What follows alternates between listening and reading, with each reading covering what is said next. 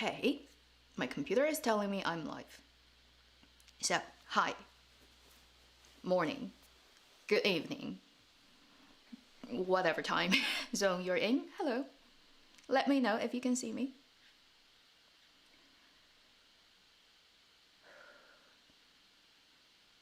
Okay.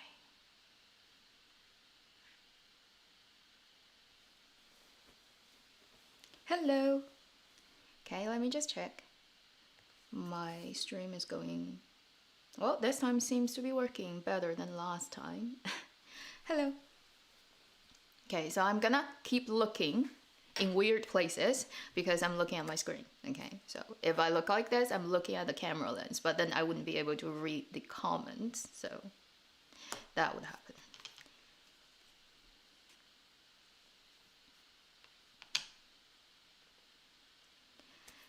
Hello everyone. Good evening, noon from Toronto. Hi. How is everyone? How are you all doing? One more day to go, hey, till the weekend. But for people in China, that would be like, yeah, the last day today. Literally, is their national day, national week break. Do I? Hello, wow, cool. People from all over the world. Welcome to Avenue X's stream. I'm good, very good. Finally catching, yeah. If this is your first time catching my live stream, I'm trying to do it once a month. So far, having been doing it okay this year. And literally, it just happens on the week where I just don't want to make an extra video. So whenever I stream, that's my lazy week. So I don't have to do like 3 videos a week. I just do 2. It's my way of trying to, like, you know, not like work too much all the time. Hi, welcome a new subscriber. I think I've got like quite a lot of subscribers that just happened last month. And yeah, it's weird. Probably due to like I made the Wukong video and other stuff. Very, very unusual spike because my channel hasn't had a subscriber spike for 2 years. Thank you. Looking great in red. I literally like I haven't bought any new clothing items this year. Only a couple actually from China. It has to be shipped here because it's all handful, like the normal things you wear, right? Apart from pajamas.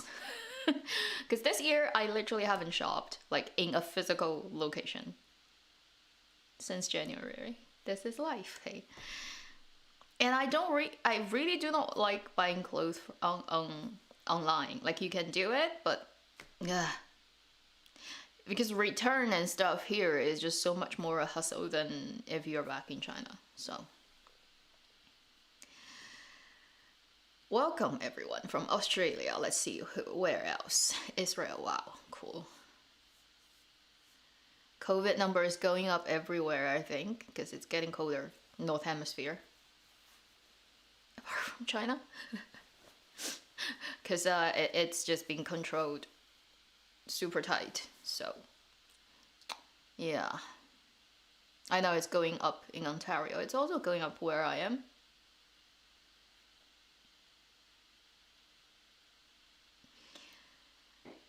See dramas with your girlfriend. Depending on like what you want. Like what type of drama you like, right? Wu Hai Peng? Is that your name? I mean, just like it depends on really like there are so many different genres of dramas, right? Certain dramas are really good, but you may not enjoy watching them, you know, like The Long Night. It's like a really good drama, but like be prepared to get really depressed while you're watching it. Yeah, the Mulan and Wukong. The Mulan is totally unprepared because I literally cut it out of a stream. I didn't plan for it. And I'm definitely not the best person who did a rant video on that film. I think there's another Chinese lady.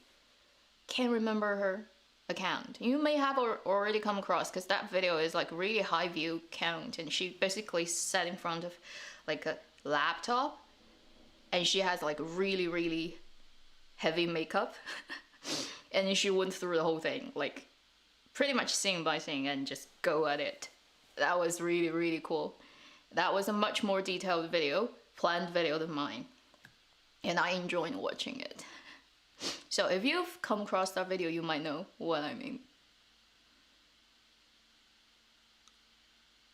Wisconsin. Yeah, everyone in the US. I mean, pretty much like not just US, like a lot of other places. You need to watch out for it. It's not gonna end like until I don't see like it getting better this year for sure. Next year we'll see what happens with that situation. New Jersey, hi. Thank you for liking my videos. She likes 我喜欢你. Haha. Yeah, it's okay. 我喜欢你 is okay. Like I didn't continue watching it past halfway point, I think.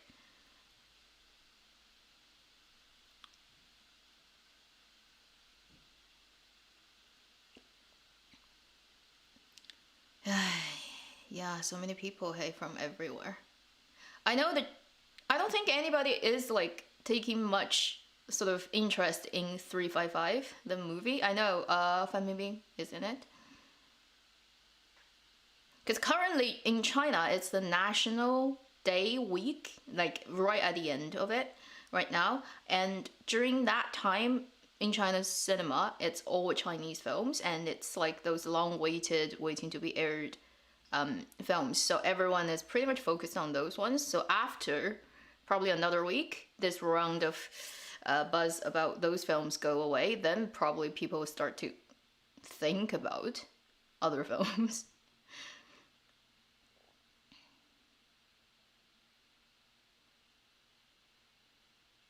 Yeah, actually, yeah. If you saw that video, yeah, that video was cool. Yeah, I can't even remember because I just have an impression of watching the video. I'm like, she did the job.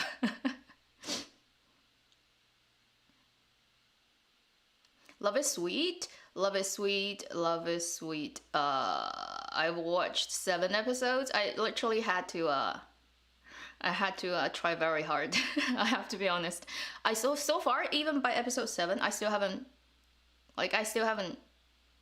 gotten it. You know, like the chemistry between the two, like why I should care about their relationship. It hasn't worked on me yet, but I know it worked on a lot of people, so it definitely works for sure.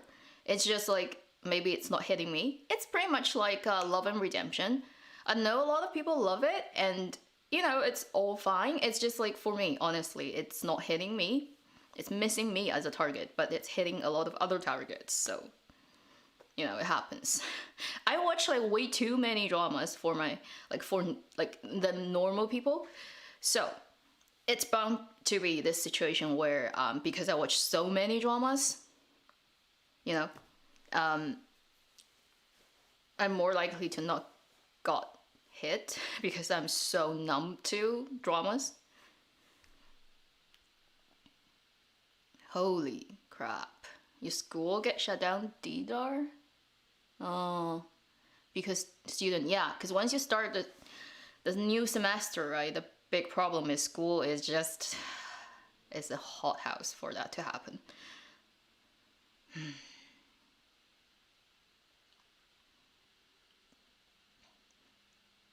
Fan Bingbing coming back, we'll see. She's never gonna go back to her previous level of fame and influence for sure. Because it's always gonna be sticking with her, right, that thing. And she's been away for too long, truly, also. 2 years? People forget about your existence in 2 years. How many new faces have like showed up, like think back. 2 years. 2 years ago, that would be the end of 2018. To give you perspective, The Untamed hadn't happened yet at that time. So, yeah.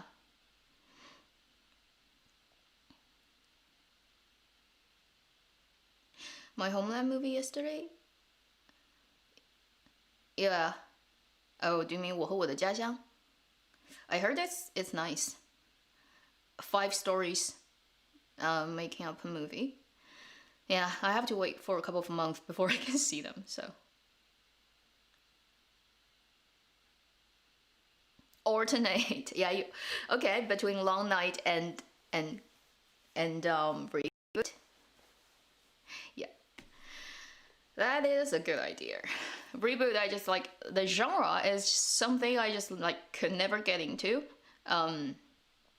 The treasure hunt stuff, and then it's so long. I'm like, I'm not gonna watch a 70 episode thing. Like, no energy for that. Dating in the Kitchen, Love is Sweet. Dating in the Kitchen. Yeah, I kind of dropped Dating in the Kitchen too. Yeah, I dropped it halfway, and then Love is Sweet is like episode 7. I'm at episode 7. And actually, I've binged through Perfect and Casual, the first 18 episodes. So, it works on me. I know it's not like a perfect drama, and in many ways, it's pretty much the same as Love is Sweet in terms of like quality and how just normal, like a romantic contemporary drama it is. But it feels better. I actually enjoy that drama, and I want to know what happens to the 2 leads and their relationship, whereas Love is Sweet is like, I don't care. So Renaissance? Oh, okay. If it's interesting for you, cool. It seems to have a really like clever female lead in that drama, so that may be something for a change in Chinese dramaland.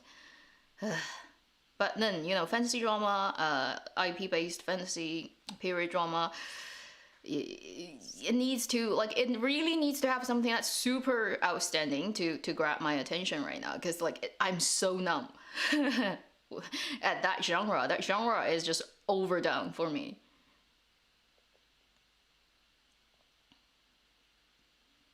What's my opinion on the relationship between Wang Yibo and Xiao Zhan? I don't have an opinion. I don't care what is their relationship. It has nothing to do with my life. Well, it's like, whatever. They're like 2 younger and much younger boys, right? To my age. If we happen to meet in real life, like, I'm old enough to be one of their teacher. Like, like it would be weird for me to care about what's the relationship between them. They're not like 2 kids in my class that I need to sort out.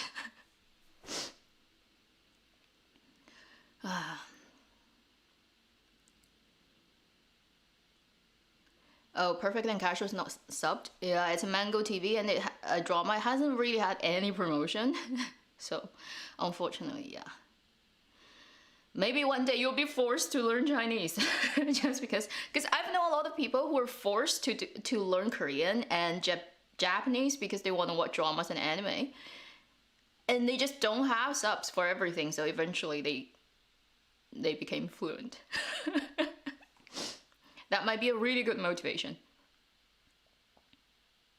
I try to watch normal speed as much as I can when I'm watching drama, because sometimes when you speed up, you really do lose details. But if I know, like, for the scene, it's just super like 过场, right? It's just connecting 2 things, nothing important happens. I may just skip it.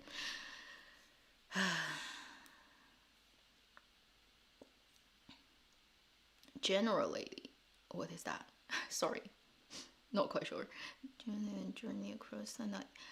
Journey Across Night, I watched the first episode. It's very much like a horror movie, the way they did it. Yeah, I'm thinking about getting back to it, but I'm lacking the motivation.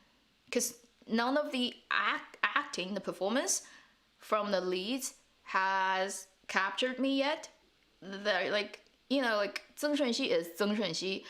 I mean, Yan Zhuoling is pretty good in some things, but in this drama, I think it's the setup of the character. She's like a very dramatic, theatrical person, so I still need to get used to that way of acting. It's very out of reality for me for the first episode.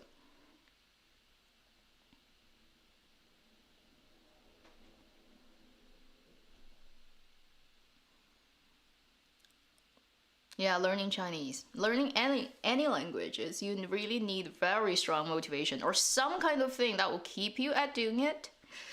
I understand because I tried Korean for a while, and then yeah, I gave up because I don't have a reason. Like I don't need to use it. That's the reason. Like I just yeah, it just fades.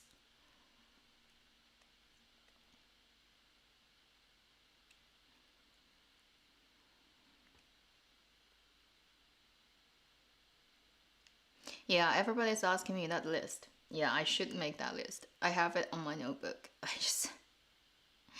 Ugh. Okay, thank you for reminding me. I really need to. I need to like actually look at my channel from the first video till now and then make a list of how many dramas, which is a lot, on an Excel form, and figuring out if I have to read it now, how I would do it.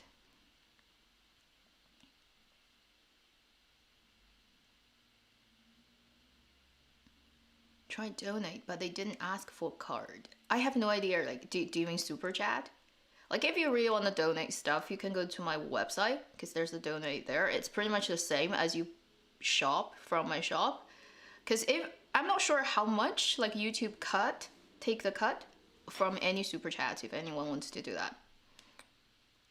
They probably will take something off it. So, if you don't want to do that.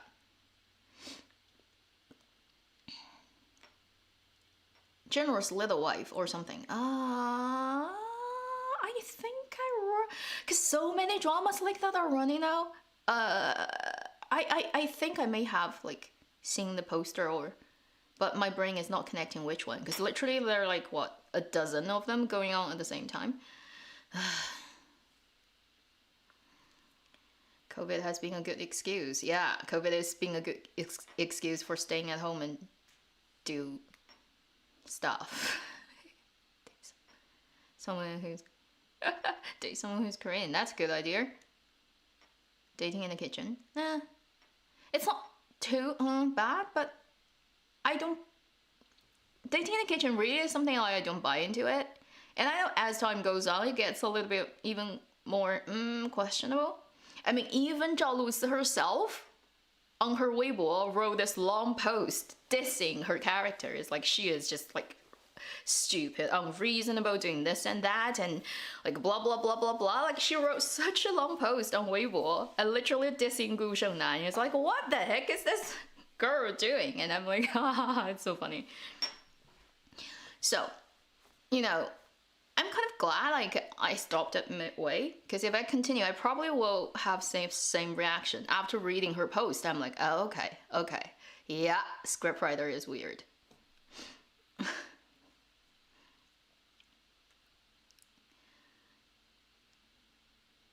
Room for Young. I may do one. That drama, we can talk about that. Let me just read through the rest of the comment and then we can get back to it. Stupid train. Oh, don't say that. Poor train. Train hasn't done anything wrong. Gives me 7. Oh, wow. Cool. For Zia, you can speak 7 languages?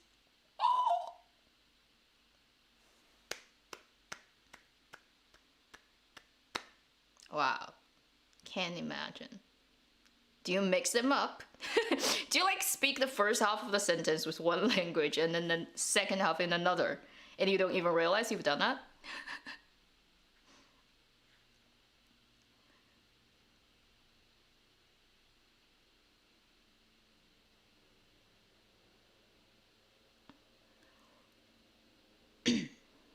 Chinese speaking and listening is not hard. Reading and writing is hard.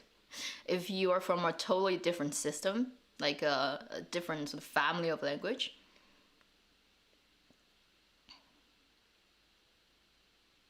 Yeah, yeah. Long night definitely needs some psychological preparation. Oh, you're 14. Holy. Wow. Seven languages, 14. What are you trying? Do you trying to like accomplish like 10 times of what normal people do in their lifetime? Slow down. Okay. I still remember when I was like, how old? Anyway, 18, 17, 17. And I was applying for my first sort of visa to go to the UK. And I was doing this interview with this guy from the British embassy, and he's like, wow, wow, wow, like looking at my age and then looking at like what program I'm going for, and then how many years it's gonna take, blah blah blah. And he's like, your life is like a race, right? I'm like, not really. You're giving me that feeling now.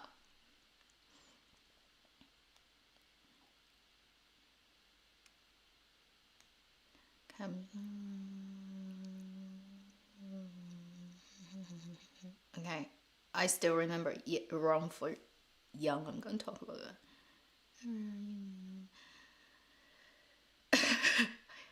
What? Grammar is practically non-existent? No, Chinese grammar is not non-existent. It's just I think it's more flexible.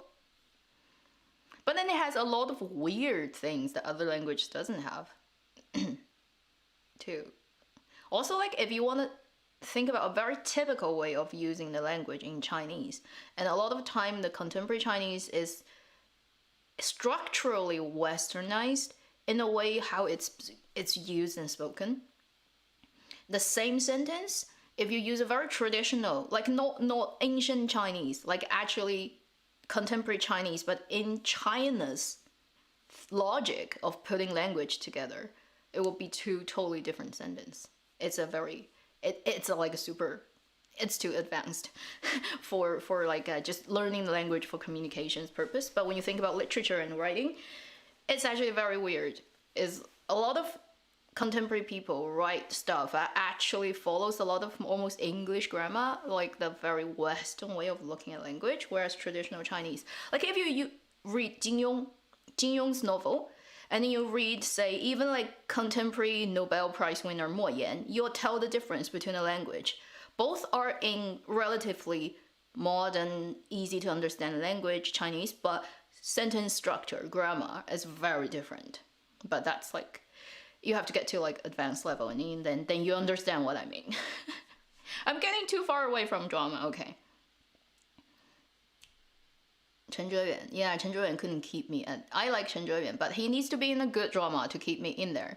For me, it's always the story first, then the actors. No matter how much I love an actor, if the story is not interesting, I can't continue watching. Like, I like Zhu Yilong, but like reboot, like the genre doesn't work on me, so I just couldn't sit through it. I'm like, I don't care what you guys are doing. Moving on.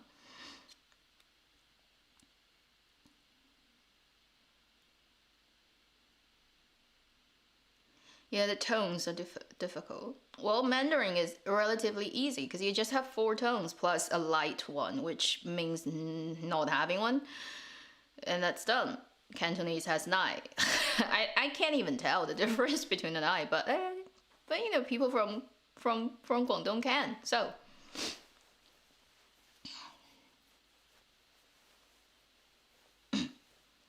bless you in Chinese. Because bless you is a very, when you think about it, it has like a religious kind of meaning behind it. Not like usually how Chinese, like, doesn't really have an equivalent in the way that's used in Chinese language.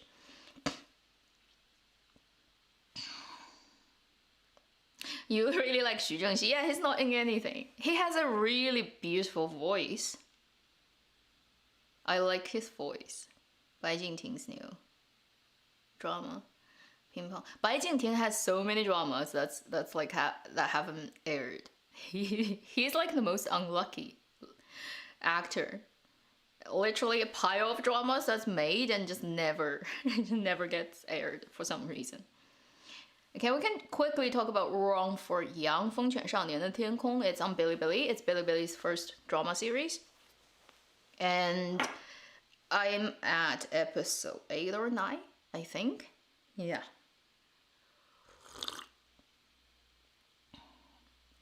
I'm just this type of girl. Yeah, I've heard about it. It hasn't aired.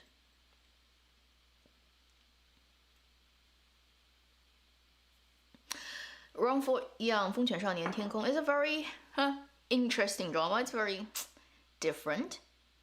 There are things it does that I really appreciate, but then there are things that like doesn't quite work on me. So double-edged sword thing. 风犬少年 led by Peng Yuchang. Who else? Yeah, he's the lead, but the girl from the drama version of Our Shining Days, and then the core cast, there's another boy from who played Mi Gu in 10 Miles of Peach Blossoms. Zhang Jingyi, the girl who's really pretty. Yeah. That drama, okay. I like looking at it because it's completely filmed in Chongqing. And it's filmed at the middle school called 29. 29, number 29 middle school. And it's right, like smack middle in the oldest city center of Chongqing. So it's a very weird school because in that area, the land is so expensive. It's all tall malls and buildings. But that school has been there for a long time. And they changed the name of the school in the drama, called it Jiefangbei, which is the area's name, but it's number 29. And I'm pretty sure why they did it, because there are a couple of directors for this thing. One of them is Zhang Yibai, who graduated from that school. He's from Chongqing. And that is his school when he was younger. So, like, I can totally see why they did it and why it's easy for him to get in there and film stuff. Because it's not the first time he did that. In many of his films, he did it using that school because it's his mother school in China's term.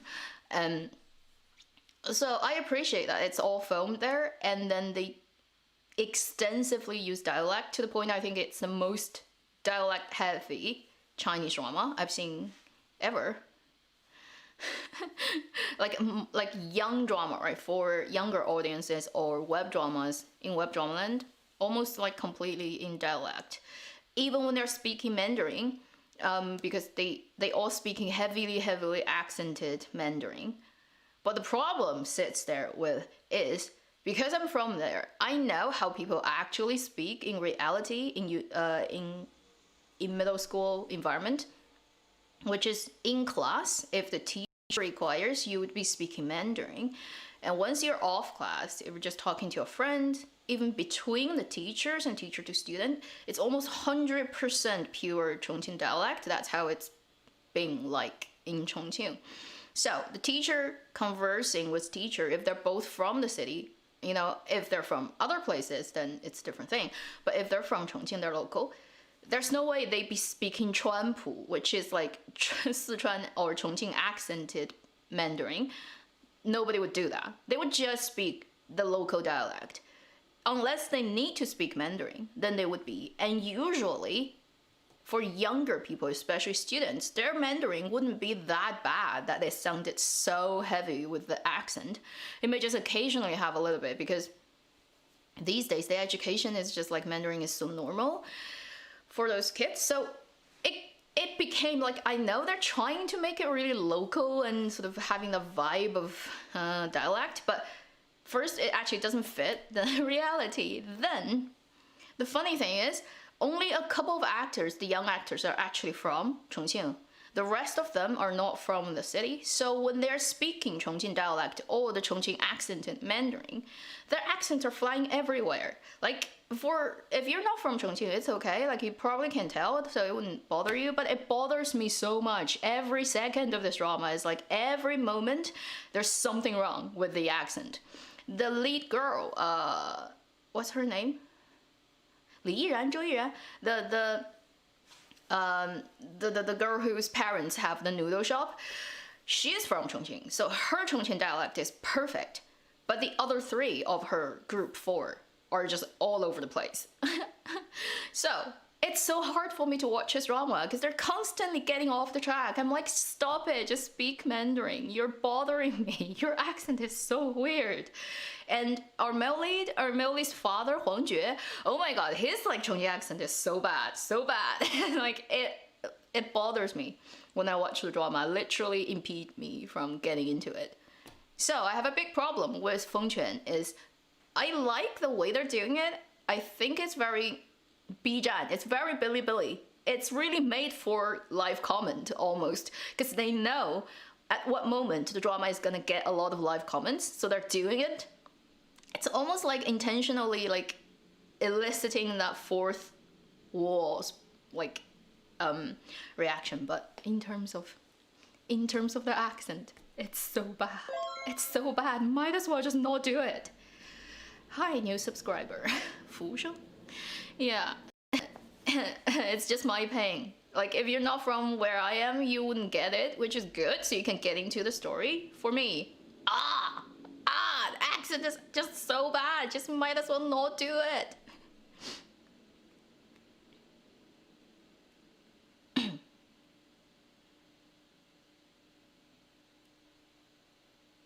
Salute. Health. Be healthy.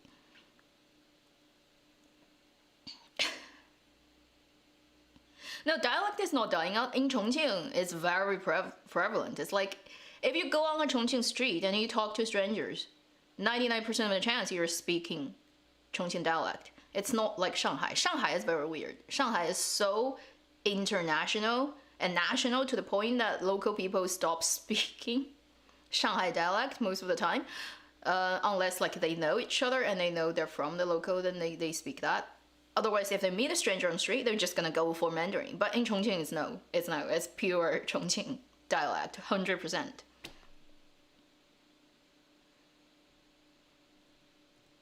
Legend of the Two Sisters in the Chaos. I haven't even clicked it open.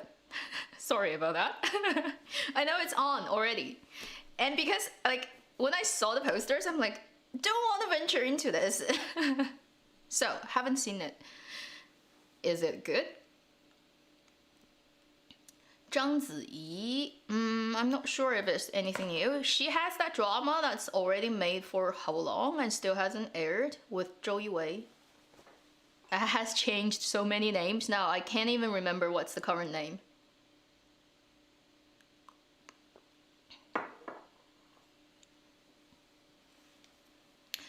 If you're talking about like drama, it might be less likely for pure dialect drama. For films, more likely. Dramas, I don't see the possibility of doing that.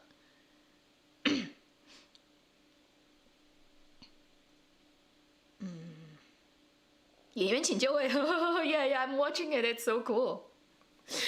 Bloodbath, yeah, it's so bad. So like the first episode is like, just kill them. Yeah, but it's definitely for the program's own sake to do it that way so that they get attraction and view. Because if you're all happy or harmonious and everybody is like holding hands and namaste and just, you know, encouraging each other, everything is perfect, then there's nothing to watch for that type of program. So they definitely will create, even if there is no conflict, they'll create conflict for it. So. Did you buy Yang Yang? Yeah, they just started making it. Early stage.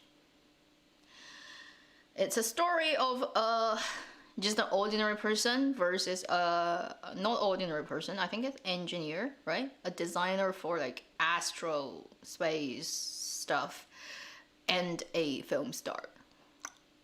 So that's the story. 街舞. I didn't watch the last episode of 街舞.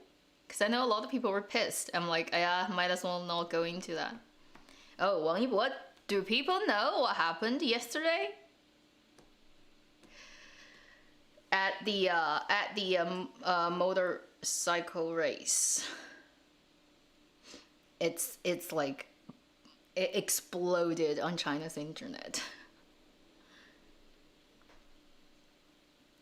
It's not necessarily censorship, I think they have there are rules about how much dialect you can use. Also, for the fact that if you completely do a local dialect for drama, you limit your audience base immediately because some people will just not bother to check it because it's not something they understand. They'll just not watch it. So in terms of money, right, you want more people to watch your stuff. It's very weird to specifically make something just for a region of people, and there are many dialects in China. So unless it's very like well known, like if you speak Dongbei accent, because it's very well known and it's very easy to understand. Even when you have the accent, it's pretty much like the same as Mandarin in terms of pronunciation. So even if you're from a different place, if you understand Mandarin, you pretty much know the northeastern accent 100%. There's little difficulty. So they can push on that. But say if you're a Shanghai dialect, it's totally different from Mandarin. If you do not understand a dialect, it will be foreign language to you. So if you make it, it would be specifically restricted to that region of audiences. Any people outside of that would just like find it too troublesome to watch. So yeah.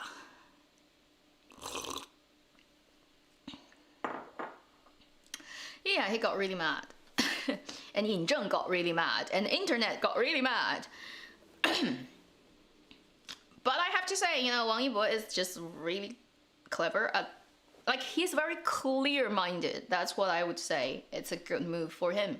Because immediately after what happened, he knows that it's gonna be a bloodbath on internet. And the fandom people are like, sharpening our sword and going out to fight for our Google. And he immediately sent out that Weibo and is like, stop, okay? It's my business. Like, I'm going to do it, not you guys. Shh. You just like, pretty much like, shut up, all the fans. Do not do anything stupid. It's my business. I'm gonna deal with it.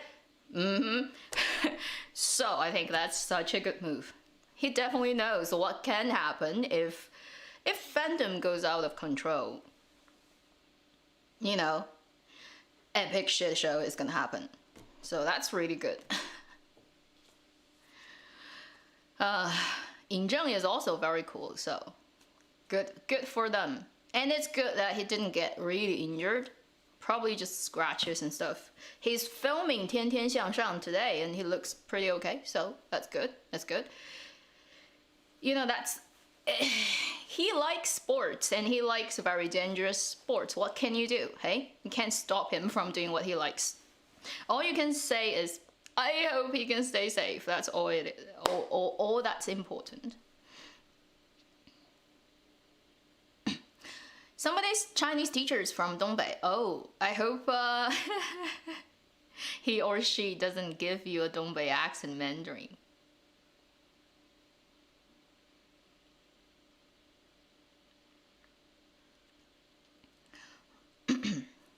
Yeah, Love is Sweet. People keep asking about Love is Sweet. It doesn't work on me, but it has worked on other people, I know.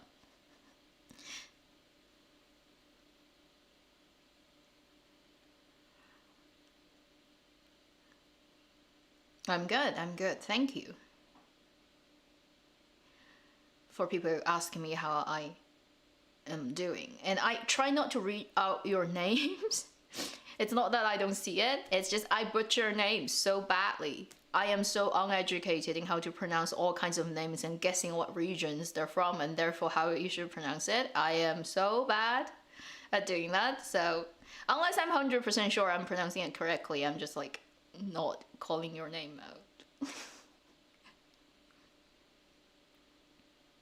Love is Sweet. I don't know, like, if I'm gonna make a review, because I'm like opinionless about it. Sorry, Karuna. It's like, I don't know what they're trying to do, because it doesn't look like even though it's investment banking, clearly it's not about that at all. Like in terms of career path, it's not serious at all. Then you're saying it's romance, but I know like these two are like high school sweethearts and then they have like a misunderstanding and they haven't seen each other for years and then but I still don't understand why they should fall in love with each other. It's like, I don't get it, you know? So, I don't know what I can talk about that drama, apart from like both leads look really good. Pretty girl, good looking guy. And a lot of lens flares, okay? Overuse of lens flares that reminds you of Star Trek and J.J. Abrams. Like literally when they look at each other, the light goes and there's this, that horizontal lens flare. I'm like, it's just a romantic drama. What are you doing? I know there's too much lens flare in our drama, so yeah. My review about Love is Sweet is good-looking people. To me, not convincing romantic love line and story, but you know, looks okay, and then too much lens flare. You're in German? Really? Is it because German makes Mandarin pronunciation easy? There's so much consonants in German, the language. And your words are so long. Obviously, all the including the like Northern European languages. Oh my god, your words are like so long. How do you spell it correctly all the time? Reminds me of there's a Welsh village that the actor Taron Egerton comes from that has the longest name. Super long, you know? And it literally means like a river by a church or something, like a description of a location.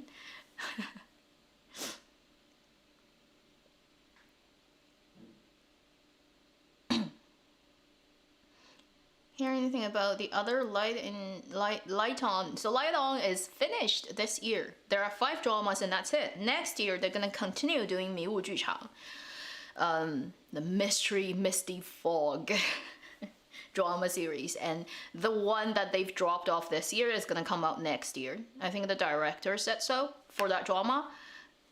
It's just like, who knows what's going on, right? In the platform scheduling, in whatever planning, in censorship, who knows? So I was right after all. In terms of The Long Night being the last one this year. The 6th drama now is 5, and it's the 6th one is next year's stuff.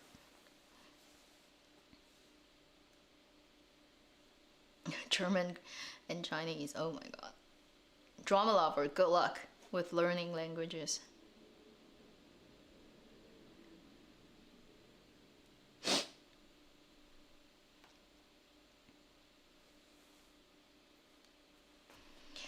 A bit sweet because Bailu.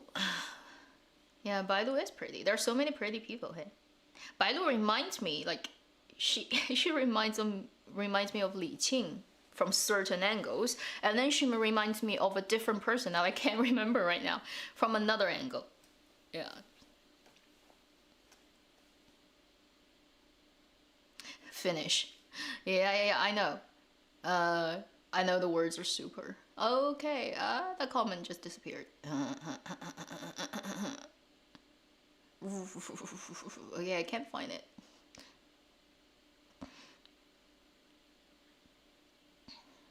No. Trying to find something that I was reading and just disappeared. Current industry in general.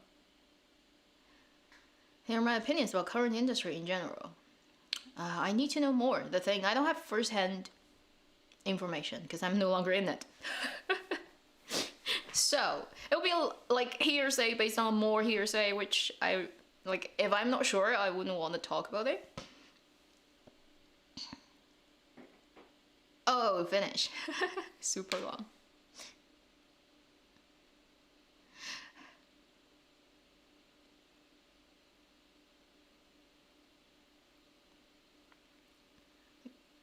Captains in a country means land, ground of gods. Is there a possibility a sea drama will be lessened? It should be under 40 now because it's being encouraged, but I think a lot of dramas were made before that, so they have to let those stuff out and then cut them down. Like Reboot literally got cut into 2 because it's too long. But I think people, yeah, these days they're trying to make stuff under 40. So if you're watching a lot of longer ones, they're probably made before the encouragement of under 40 was released.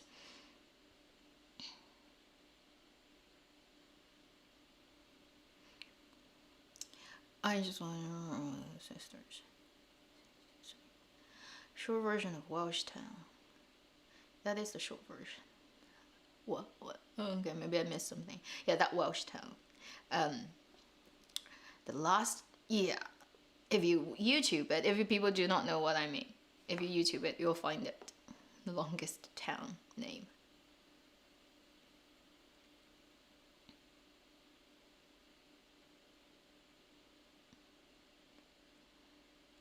Goo. Yes, at the end. I remember that too.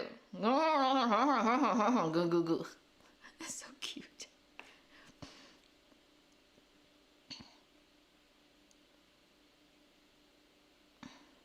Is there a novel I want to turn it into drama? I'm not a huge novel reader, I have to confess. Especially like the popular ones are mostly web novels, and I'm so not interested in web novel in general. A lot of my friends having been trying to catch me up on web novel for over a decade. And they were like, the web novel is really good, read this one. They literally send me text files of those novels and just read this one is so good. And it's been a decade and they're still on my hard drive and still haven't clicked open. I'm so bad at doing that.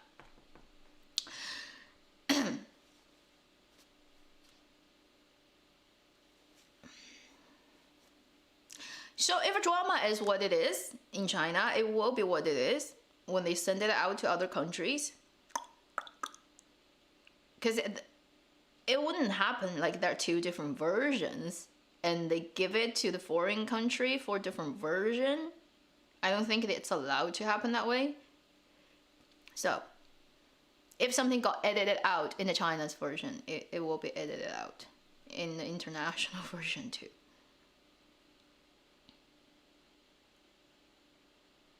Oh, somebody actually typed out the town name. I can't read that. I don't know what's the rule of pronunciation in Welsh. Yeah.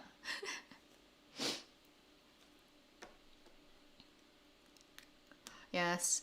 Today is just a random chatting of dramas and what is ongoing. I'm watching the Perfect and Casual. I'm not sure if I'm gonna continue watching all the episodes of The Wrong for Young. The With You, the COVID drama from NTRA, has finished today. So I may make a video about it. I'm not sure. Some of the stories are really well filmed, some are meh, but all in all, at least it's a proper production, unlike the other guy over on CCTV. And then I'm also checking out a couple of other things, just like when I have time. I don't know, like if I can watch all that. Almost time for the end of the year, best. Yeah, end of 2020. End of the year. We'll see if, say, in November and December there will be another good one coming. Good last year we got Joy of Life, which was really good. Maybe there can be another really good one before the year closes, but if it doesn't happen, if everything is just like, oh, okay, until the end of the year, I'd still be happy in terms of what Chinese Dramaland has produced this year compared to last year. But although obviously there are room for improvement. So, hi. Another subscriber. I don't know if the person is watching live. Welcome. Drama recommendations. Yeah, drama recommendations. Many popular web novels get so popular that later get published. Yes, but they get cut. So when they publish it, if it gets printed, usually a lot of edits happen to cut out all the parts. And all the BL parts becomes brotherhood, bromance. It's stupid, but it is what it is.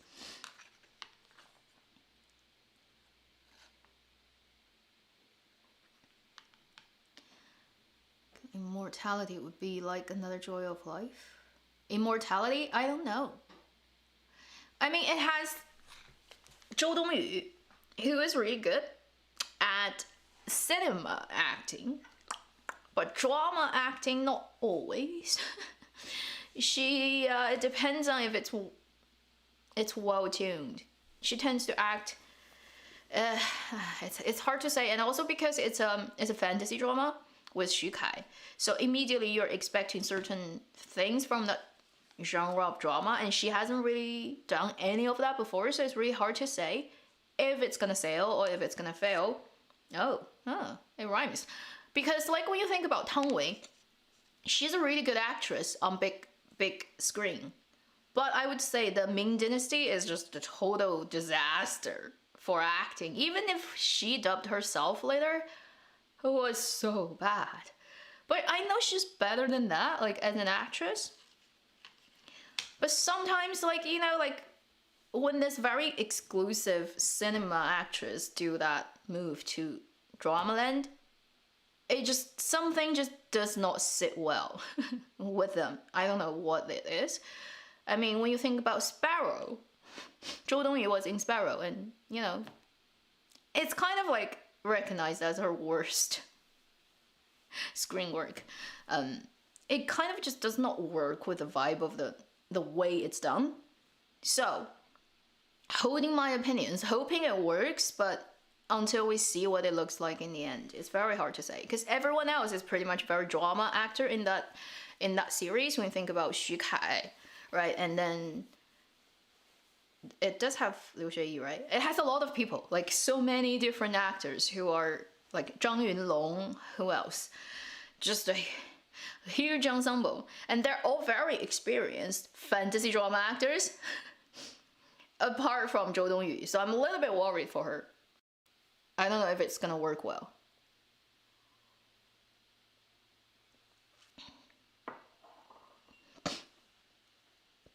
Variety show.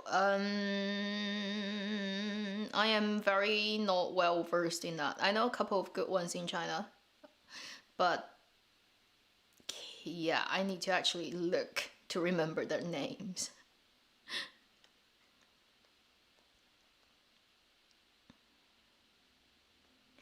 Yeah, for the wolf. For anything Xiaozhan is in, just keep your... Just don't think about it too much, because nobody knows when it's gonna come out. It's still super messy right now, so... Hope for the best if you really want to see the drama, but... You know, if it doesn't come out anytime soon, then don't feel surprised. It's just, well, what it is right now, the situation. BL. Because it sells. There's a statistics about web, especially web dramas, right? If it doesn't go on satellite, it goes on web exclusive, so it mostly is made for young people from, say, 20 or even under to, say, mid-30s, right? Or 40. That's the range of the dramas that are aiming at the demographics. And if you know, in China, overwhelming majority of drama watchers are women. So for all the dramas I've been talking about so far in this video, most watchers are women. Male, yeah, there are a certain percentage of men watching dramas too, but a significant amount of young men are playing video games. That's what their time is spent on. It's just statistics, and that proportion is huge, like a huge difference. So if a drama 70% of audience are all women, it's gonna all be made for women. For the age range. If you're making certain dramas, you know, like you're hitting older demographics, it may be different, but for the young people, all the romance, all the fantasy, this type of drama, they're all made for women. So that's why BL is popular. You don't see GL happening.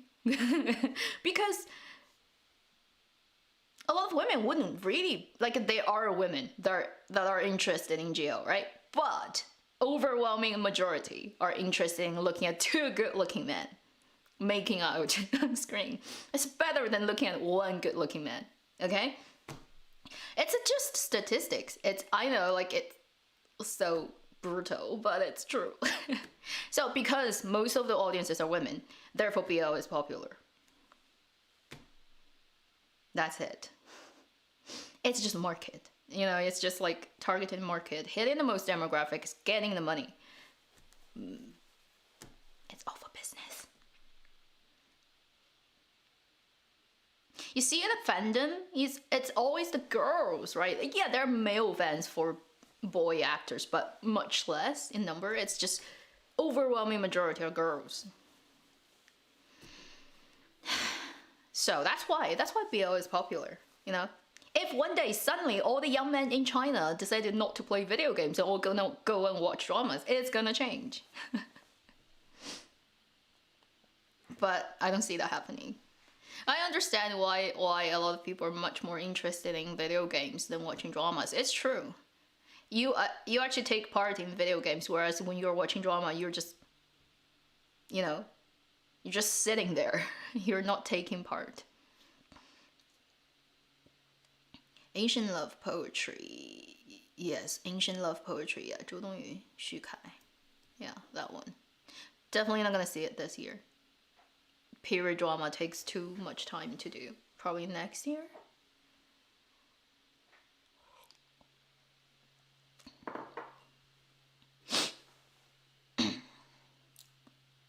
Kingdom is the Korean one.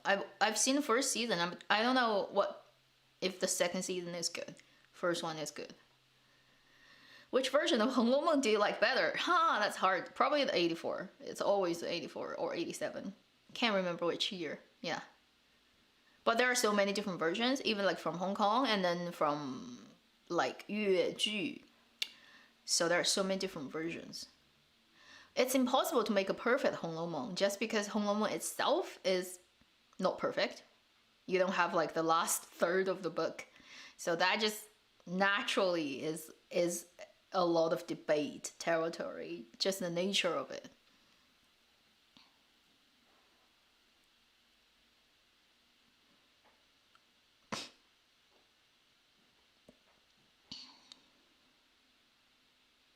Video games based on dramas, yeah, there are, but like even that is not gonna change the fact that they don't watch dramas. They just don't. Guys especially, there's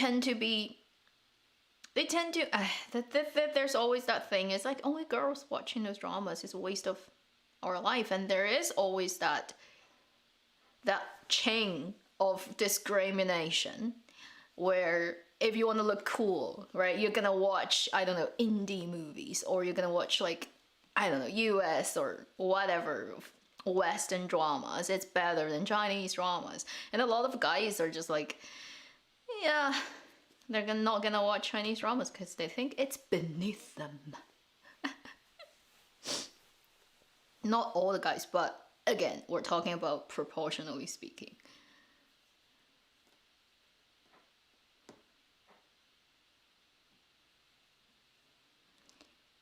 Vicky has gone downhill. Why? Because they have like lesser dramas or worse dramas?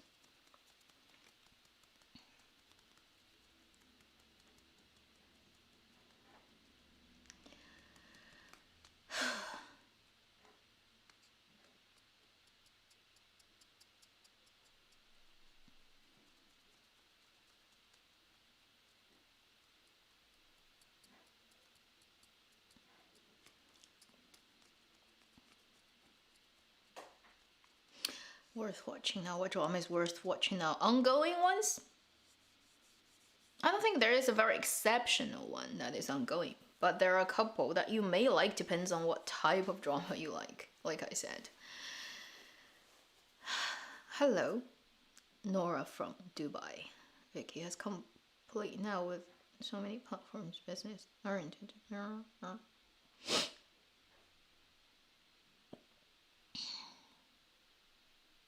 Compete now. Oh, okay. Novel and Pearl Eclipse, how it goes. Yeah, I have very little expectation of it being anything more or other than Fuyao. Yeah, because it's Xiaomi led and it's a fantasy drama and it smells very, very strong, big female lead. And I don't know if it's gonna be Mary Sue, but it's definitely gonna be big female lead for sure. And then if there are more than one guy, you know, like who are good looking, then you know they're all gonna fall in love with her. So it's just like a new bottle with old wine. They're gonna keep milking that until one day it got to the point nobody cares about that story, and they will move on from that. But before that happens, you know, just why not make money? It's a safe genre to play with.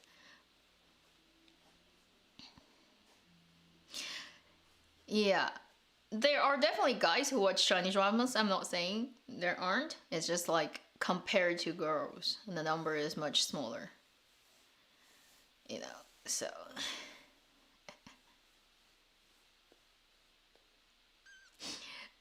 No GL be made. Yeah, we all wish sometimes there are a couple, but it doesn't happen that way.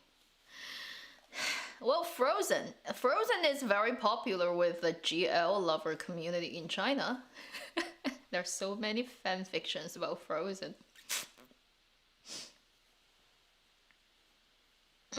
Fan story author get paid? No.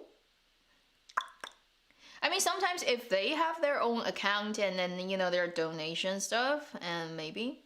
But they can't, like, legally speaking, right? You can't really go and publish stuff. And also because if you're in China, it's impossible to get the ISBN number for your book if you're an individual. You have to go to a publishing house, which the house get it for you, but they would decide whether they think your book is worth publishing. And the limited number of new books every year for all the different publishing houses is very small, so it's a huge battle trying to get a number which you can publish a book with in China. So it's impossible to properly publish fanfiction, honestly.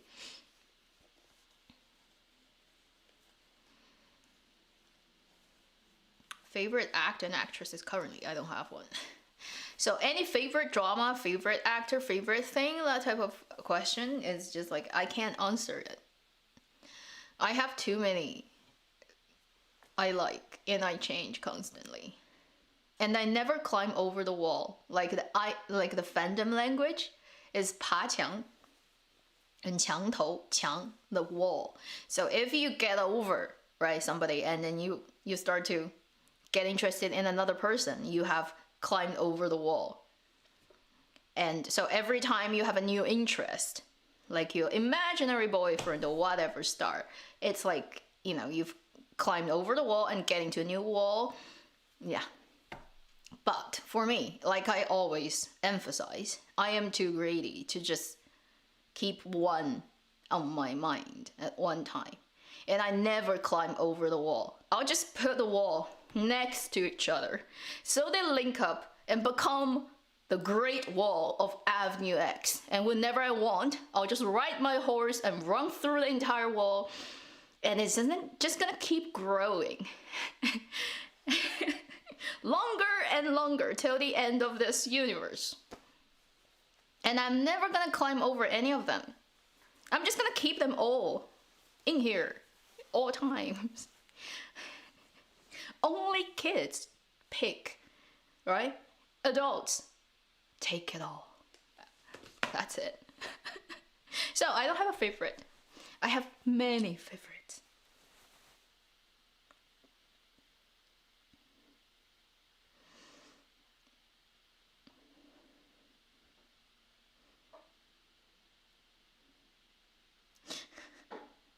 Yeah, Ting.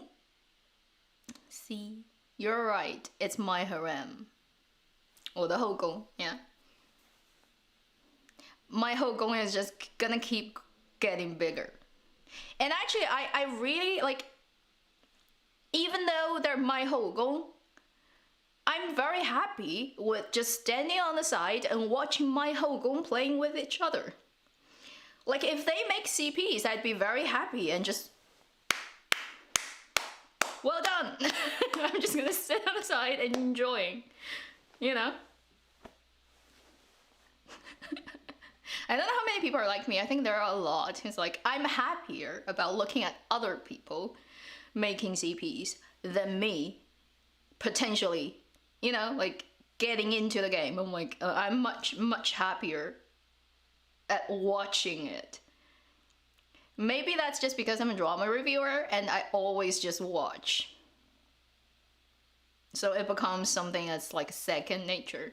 Like, yeah, just show me. I'm just gonna sit there here and watch.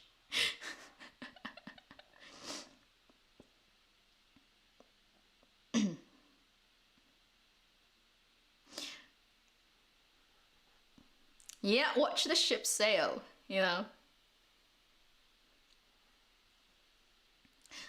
going into direct in the future. It's too early. People just like slow down. He's how old? 23? He's just 23. Yeah, he has no, not yet, right? He's like 2 days from being 23. It's too early. Even when he's 32, it's still early for being a director. He needs to sort out his acting first, right? And it depends on what kind of roles he gets and what kind of director come his way to, nudge him. Like, he has good base to start with, but he really needs good projects, because if not, he tends to fall into those very comfortable way of acting. Like, he has a very almost habitual way of talking and acting, and sometimes you see him rather than his character, especially in recent productions, I would say. So, but he's very lucky in terms of like all the projects he's involved so far are pretty high quality. So if that keeps going, I mean, conceivably in 10 years, he may start to try doing an ad, but right now, too early. He'd like to try, yeah, he just mentioned, he's 23, what does he know? Literally. Think back on a guy being 23 years old. Like, how much does he know really about himself at that point? There's a long way to go before he can figure out what he really wants to do, or like what he's really good at. It's still too early to say.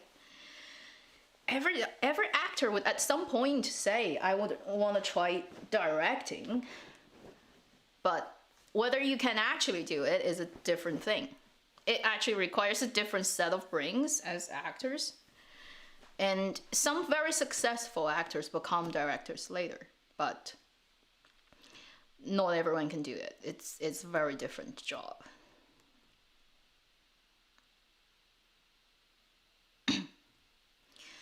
I don't expect much from idol dramas. I don't know if I'm the only one. No, you are not. Nobody really expects much from idol dramas. Why would we expect a lot from idol dramas? We're just here to get pleased, because most of them are eye candy. And we're like digging sugar for it. It's pretty much like, like you need your sugar hit, your sugar rush. It's the mental, the spiritual, the mind sugar rush than the physical sugar rush. That's what we are in for idol drama. I mean, I make drama reviews for Chinese dramas because I don't see that many people doing it on YouTube. And I'm like, okay, I'm probably a good person to do that. But like, it doesn't mean I am a huge fan of Chinese dramas, because a lot of dramas are just crappy. Let's just be honest. The creative environment in China is so bad. It's like, on one hand, you have capital, which is money, that knows nothing and always trying to get in the way of creatives and writing good stuff and whatever. And then you have like all the capitals running the idol industry, the fandom craziness. On the other hand, you have censorship that's like weird. It's like you just don't know what is allowed and what is not. So it's just being sandwiched between those weird forces, and hardly any good work can come out of that environment. But because China is a big country, a lot of people, so a lot of things get made every year. So you always have things to talk about. But honestly, high quality stuff is so hard to come by. Most of them are just like time killers, And I wouldn't expect too much For most of the Chinese dramas, when you look at the synopsis, the casting, the company, looking at the poster, okay, I get it. It's pretty much that drama, and you're 90% of the time correct about what it will turn out to be. It's the fact in Chinese drama land.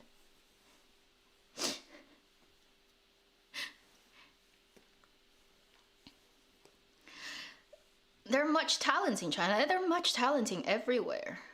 Because there's 7 freaking billion people on this world, on this planet. There are bound to be a lot of talented people in China, just because China is a big country with a lot of people. Statistically speaking, okay? It is still the heaviest populated country in the world, so technically, if only 1% of the population are talented in acting, then that number in China is going to be bigger than any number in any other country. So, obviously, there are a lot of talented people in China. Just as there are a lot of weird people in China and bad people in China and good people in China too, because China has a lot of people. That's about it. But hey, in terms of good work, proportionally speaking, one good drama can come out of 500, 1,000, I don't know. It's a tiny number.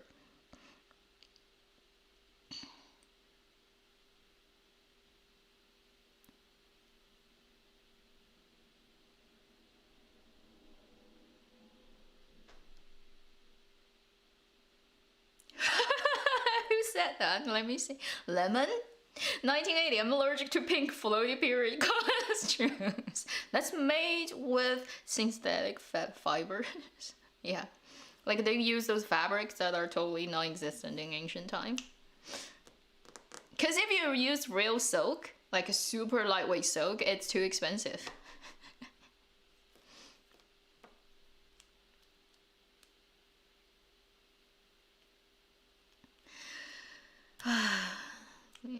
Yeah, I am watching Actors Please Take Your Place, or Get Ready, season 2. Renmin is okay in EP 1. I wouldn't say too good. I mean, it's within expectation of what she can do. But for those type of programs, there's always the problem that you take one particular scene out of a whole thing, and you usually pick the most emotionally charged one. But those actors haven't really gone through the process of getting into their characters for that long. Also, the audiences are not familiar with them being those characters. So usually when those heightened moment happens, it just always gets a little bit weird. It's so taken out of context. You can tell that the actor is good or bad in terms of that. But in terms of the acting itself, whether it's would ever be able to replicate anything you've seen in the film or the same quality, I don't see that being possible. So that type of program is really entertainment program. But it would be very unfair to judge actors and actresses based on their performance of those programs, because it's just so cut out of context. For example, for that snippet that Renmin is in last week's episode with Shi Boyu, I feel it's so unfair to the guy. Not just because the drama is, like that at that moment. Also, he just has Taiwan accent. There's nothing you can do about it, And he immediately just takes you out of the story if you are a mainland watcher, because you know where that original story comes from, and you also know the girl is speaking perfect Mandarin, and then the boy comes in and he's like, yeah, he's from Taiwan, and it doesn't make sense in terms of the story setup. And that type of thing is just it's unfair to the actor, but also when you take part in this kind of program, you can't literally just learn a new accent just for this program. It's kind of unrealistic if you are not thinking about in the future working in mainland, for real. So it's unfair to the guy, but you can't help it because the accent is just so clear, right? It's in your face. And not everyone can just marry a mainland actress and then get their accent sorted out because they're privately tutored 24/7. As Zhao Youting. Yeah, Zhao Youting has has worked very hard on his accent. Probably the best, sort of coming from Taiwan with a Taiwan accent actor I've seen, who's managed to gotten rid of most of that accent for his mainland roles. Yeah, but not everyone can have that.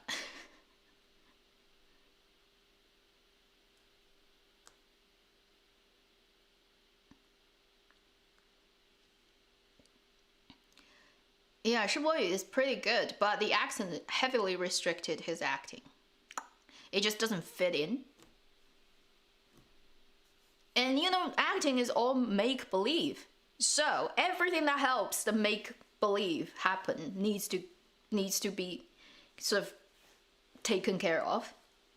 But because the accent is so not believable, therefore, like, no matter how hard you act, the moment you open your mouth, it's like, yeah.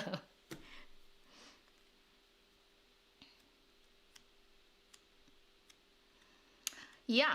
So the thing, like, for the actor is like, he never needed it, but he's in the program, so he's in a weird position for the future acting snippets he's gonna do for the program. What's is he limited to choosing the original work that's already being done by roles that have that background, therefore make sense, or he has to do mainland roles, but then his accent is gonna get in the way. And if he puts so much effort into when he's acting about his accent not being wrong, his acting is gonna get affected. Yeah, so it's just never gonna be in his favor in this case. Ordinary Glory, yeah, still watching it. I think I still have 10 episodes for for the last bit of it, but I'm over, like, past 30 mark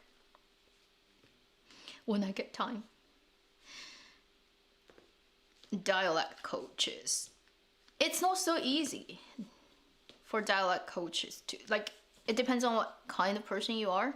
If you're really talented in picking that up, for people to completely get out of Taiwan accent and go to mainland, it's much harder than the other way around. So if you're from mainland, if you want to take up Taiwan accent, if you're relatively observant in that way, it's easy. It's really not hard, because there are a couple of things you do and you immediately sound quite like, like you're from Taiwan. But the other way around is harder, much harder. Because for mainland to Taiwan, you kind of just change a few things and they start to work. But the other way, you have to know what are the words that need to be changed in mainland accent, which is not something, if you haven't heard a lot, you will know. Such as dropping the accent, making it into light, because Taiwan accent, usually every character is pronounced to its tone. Whereas mainland Mandarin, you have light tone, where you drop the tone of a particular character. But for if you grow up in Taiwan and you haven't heard a lot of mainland Mandarin, you don't know which character to drop. So you can do it, but for the mainland people, we just need to add the accent back, like the tone back, into every character, and do not do the light tone at all. Immediately it starts to sound like you're from Taiwan. So you see, like, the hardness is different level. It's harder for the Taiwan grown up people to change to mainland accent, and much easier the other way around. Have you ever noticed how easy it is for Huge to switch his Mandarin to the Taiwan sort of style Mandarin when he got interviewed by the people in Taiwan at early stage of his career? I think when he was really popular during Xianjian, early 2000s, when he got really, really popular, he did quite a few interviews with the Taiwan interviewers, TV hosts and stuff, and he literally took on Taiwan accent for those programs. That's, like, quite impressive, but he easily switched to that. And when he's being interviewed by those people, he tried to follow their way of speaking to make it feel more natural for them. But he can speak perfect Mandarin. He also speaks Shanghai dialect. For him, it's really easy to just on the spot switch. And then also for Zhao Lusi, it's very easy for her to on the spot switch, because if you are relatively good person with your ears and language. It's really not hard. I mean, I don't watch so much stuff from Taiwan, so I need to go and watch an episode of drama that's made in Taiwan by all the actors in Taiwan, and then I can come back and then speak Mandarin in Taiwan accent. Pretty much perfect. I just need to hear it, and then I'll know, okay, and then I can do it. I haven't watched anything in recent time, so I can't do it right now, but it's not hard for me either. The other way, very hard, just because it's very unfair for people. Like even Huo Jianhua till today, right? He's been acting in mainland for how many years? He still hasn't managed to totally got that out of his accent.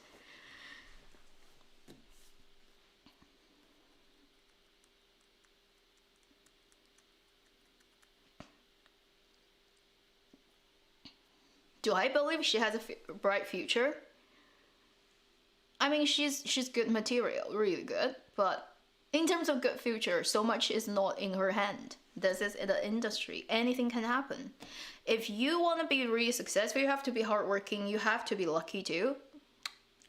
Because I wish, like if she's good material, I wish but it depends on like if her agency is really good at picking scripts for her. If she's clear about what she wants to do, she's lucky enough to run into projects that so many things are out of a particular person's control. You can just say she has good starting point, and she has already in place a lot of things other people don't have, and they will never have, because sometimes it's just talent. You're either born with it or not. Then what happens?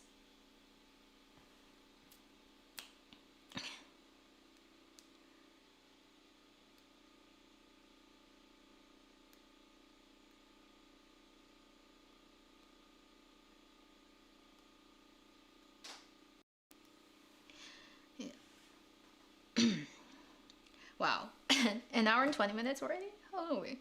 Okay.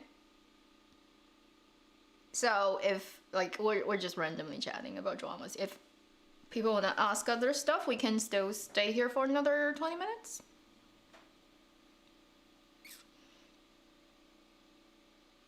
Ash is purest white.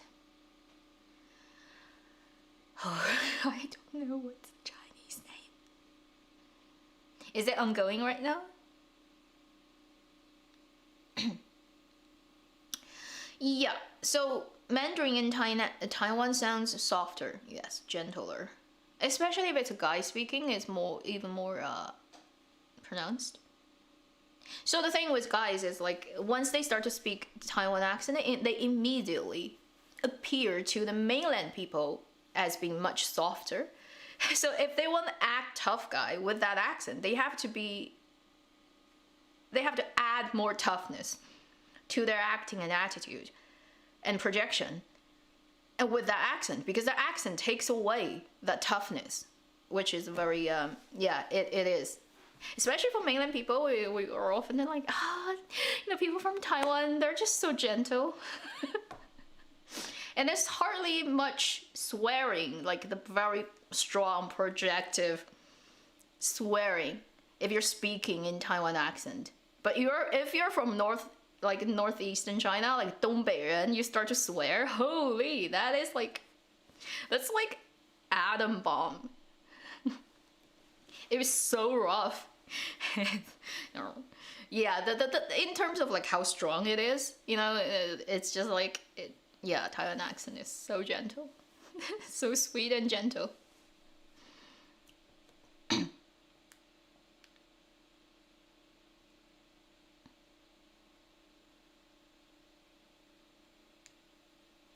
And also, like, from my hometown, Chongqing also has really strong swearing, kind of like just the energy in it. So the fact is, if you're from mainland, you probably always win fights against somebody from Taiwan. Just because we're so much more aggressive.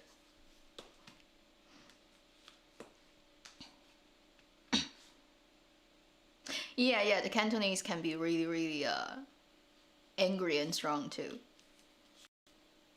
And Chongqing dialect is very good at doing that too. like swearing, because it has so many weird local words that we have that are just like popular all over China. Even though other places don't have that dialect, now it's gotten so popular that everyone is using it. Such as it's such as the one that's being written as, because of the pronunciation, I'm gonna say it here, but it's MMP or MMMP. It's like so common now on China's internet when people get really pissed. It comes from the first consonant from that word that's used for swearing in Chongqing, MMMP. It's very aggressive. Or MLGB, yeah. But I can't say that here, it's so rude.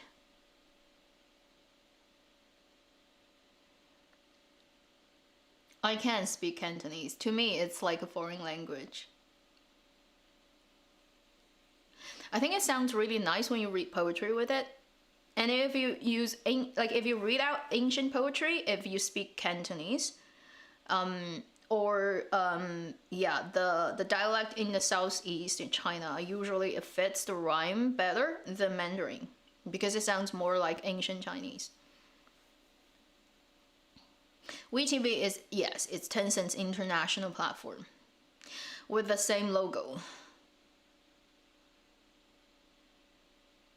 Where do people get taught? Yeah, just in any school in China. Although, like, depending on what type of school you're in, if you're in big city like metropolis, then your Mandarin might be taught by better people who have perfect or close to perfect accent.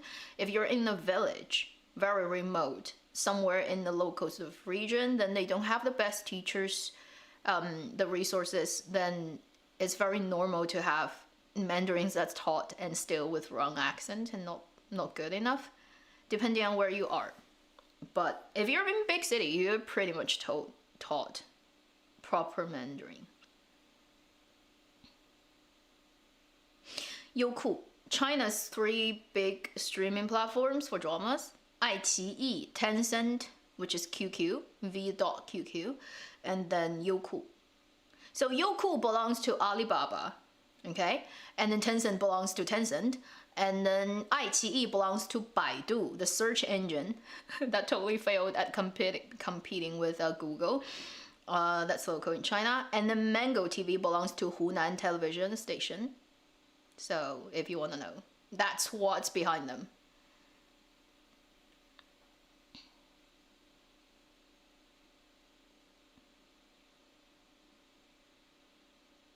Fuzhou dialect. Yeah, so Fujian, in that area, their accent is also closer to ancient Chinese. Mandarin is really the northern tribals' uncivilized accent for ancient Chinese people that eventually got down to the capital and became the Beijing's accent, close to Beijing's accent, not really.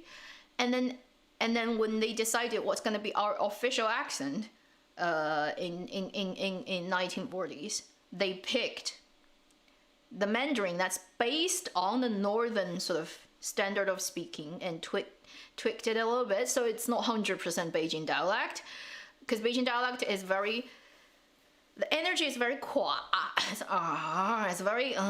it's very droopy, and they turned that into a lesser droopy version, but it's more based on the northern accent. So that ended up being Mandarin. But the funny thing is, when they voted for what's gonna be China's official accent back then, Sichuan, so where I'm from, that region, okay, I'm from Chongqing, but Chongqing used to belong to Sichuan. That region accent was 1 vote short of beating, or on par with the Mandarin accent. So eventually Mandarin, the current accent, becomes our standard Mandarin. But had that vote been different, then everyone in the dramas that you see today and every person internationally learning Chinese would be speaking Sichuanhua. That would be unimaginable for me.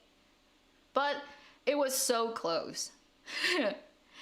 at that vote that it could have become that everybody you see today speaks on drama, like on screen, Sichuan accent. Imagine Hu Ge speaking Sichuan accent. Imagine Liu Shishi, imagine all those people. Even like China's like, I don't know, like foreign ministries spokesman speaking Sichuan accent. That would be so much fun. It would be wild. I can't imagine. Maybe in a parallel universe it turned out to be like that.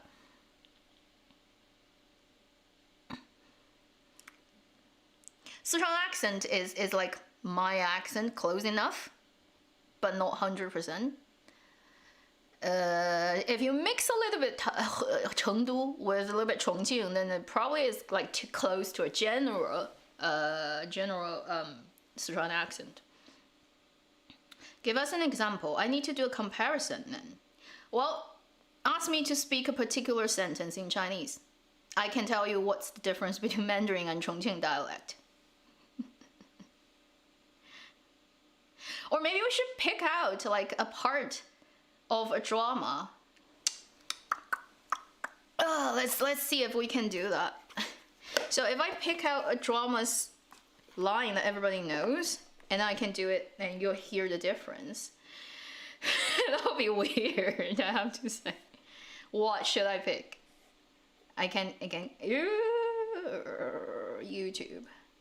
Okay, I can try to find a drama that's on YouTube.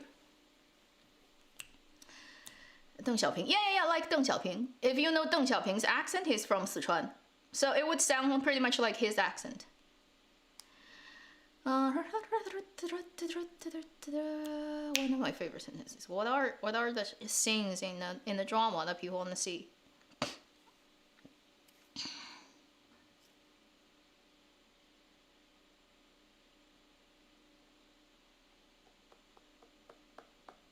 Dating in the kitchen, car vandalism. It's in Korean. It's in fake Korean. Tiger Rose. Let's see. If I can find it, like, quick enough, fast enough.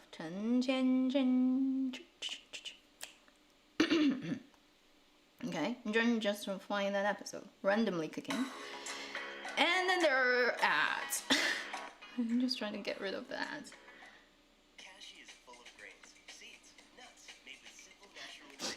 I'm just clicking randomly open an episode of Chen Qian Qian, and we're gonna see whatever scene that has something going on.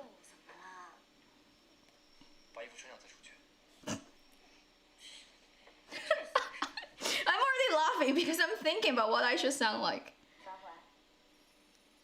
Okay, so we're gonna look at episode 3 of 传闻中的陈芊芊, Romance and Tiger and Rose, and I'm right now at 9 minutes 8 seconds. I'm gonna listen to some of the lines, and I'm gonna repeat that in Mandarin, and then I'm gonna do it in Chongqing accent, and you'll hear the difference. And why it's probably not a good idea to have Sichuan dialect as China's official accent, because I still think Mandarin sounds more elegant, okay? Okay, so 9 minutes 8 seconds if you want to click open, and then I'm gonna listen to what they say. I'm gonna repeat. So it's a conversation between Han Shuo and Chen Qianqian.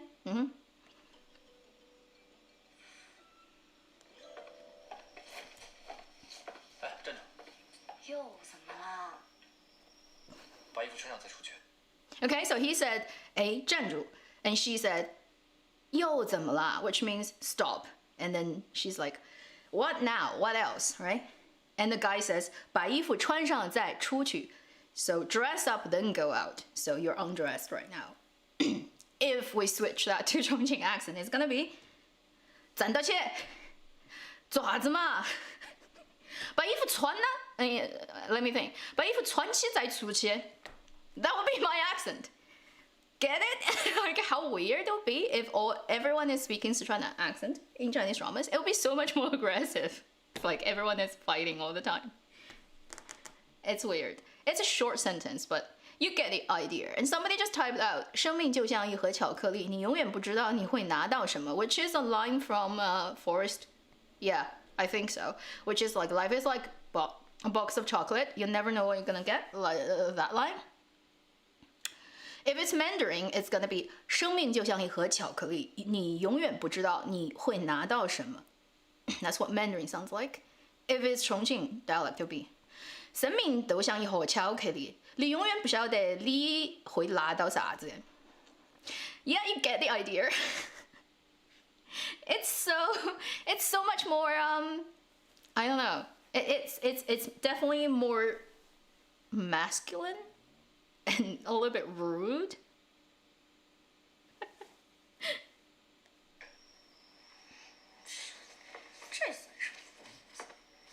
Yeah, so just giving you an example of what it would sound like if everyone started to act in Sichuan dialect in Chinese drama. We're probably gonna get more fighting scenes. It's actually not a foreign language, it's pretty much still the same. It's just the tone and certain pronunciations get changed to like all the curled tongue sound becomes flat. So all the shi become si. So it's all totally flat. And then the intonation fluctuates a little bit differently. 谁说土？你是谁 ？Lemon 1980. It's not 土. Chongqing accent is not 土. Chongqing accent is it's funny, I think. It's funnier. It's really not that 土. If you really want to say 土 accent, I think Dongbei, okay? Without offending people, northeastern accent is 土儿. It's like, yeah, let's be honest. Chongqing accent is not very 土, but it's very funny. It has like more comedic vibe to it. Yeah, did I think, because I think I said a little bit if I pretend to be Xue Yang in the Untamed, because he's from Sichuan, so he wouldn't be speaking like that version you hear in the drama. He would be speaking with the Sichuan accent. Would be very, very weird actually. But I think I did a little bit of that in a video previously. Sichuan hotpot, 接地气, yeah, grounded, 夸张. So yeah, I only speak that with my parents these days because all my friends here are from different places in China, so I always speak Mandarin with them. But unless I'm calling my friends or talking to my like my Chongqing friends or my parents, I don't speak that. But when I start to speak, and also you can tell like Chongqing accent is a little bit lower. Mandarin is higher. The pitch is higher. It's actually Chongqing's pitch is closer to English because English is lower than Mandarin. Mandarin is very high. Somebody said they think Chongqing dialect is pretty nice to the ears. Yeah, it's not bad. It's pretty fun. I mean, because it's my accent, so I don't see any problem with it. It's like not 好听 or 难听, good to the ears, nice to the ears, or bad to the ears. It's just like what it is. 谁? 死, yes, that's like 巧克力. The only thing I got from Sichuan is 巧克力. 巧克力, that's chocolate, right? It's chocolate. So Mandarin is literally a pronunciation adaptation of that. It's 巧克力. So it turns into Sichuan accent, it becomes 巧克力, which is not that different, you know? Or Chongqing accent more specifically. Sichuan would be, you need to add a little bit Chengdu. So if Chengdu accent and Chongqing accent is like the softer one, which is the Chengdu, it's more like the US English is more like the Chengdu accent, where Chongqing accent is more the British English. If you have to compare, you get the idea of how the vowel gets much more pronounced in the American accent, but British accent is choppier, right? So Chongqing accent is choppier and less round and full, and we tend to think Chengdu accent is girly, just in comparison to Chongqing accent.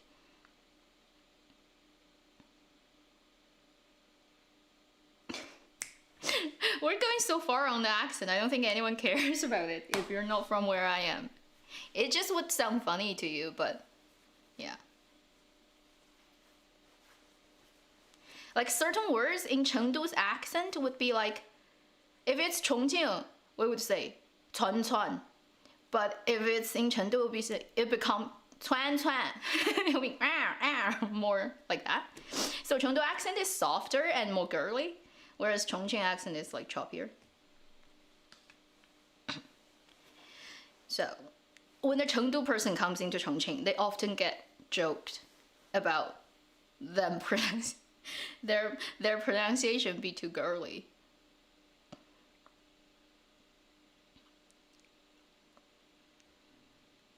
Yeah, Luo Yunxi is from Chengdu, I think.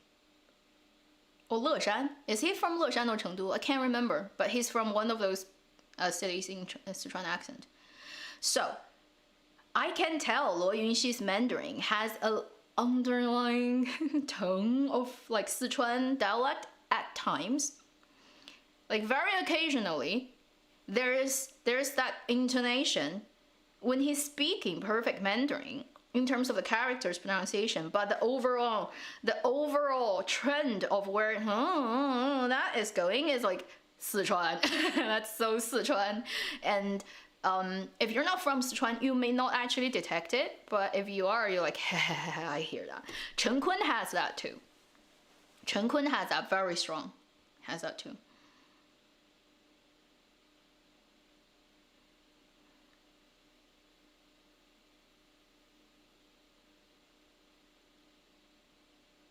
Which accent is roughest, scariest? I don't know. I haven't heard all the accent in China because China is so big.